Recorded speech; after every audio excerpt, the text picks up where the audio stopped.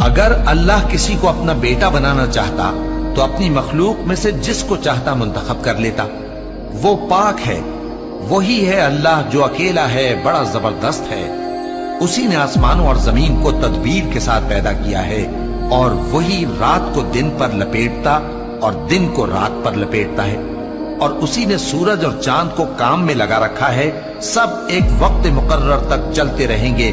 دیکھو وہی غالب ہے، بخشنے والا ہے۔ اسی نے تم کو ایک جان سے پیدا کیا، پھر اس سے اس کا جوڑا بنایا، اور اسی نے تمہارے لیے چوپایوں میں سے 8 جوڑے بنائے۔ وہی تم کو تمہاری ماؤں کے پیٹ میں پہلے ایک طرح پھر دوسری طرح 3 اندھیروں میں بناتا ہے۔ یہی اللہ تمہارا پروردگار ہے، اسی کی بادشاہی ہے، اس کے سوا کوئی معبود نہیں۔ پھر تم کہاں بہہ کے جاتے ہو؟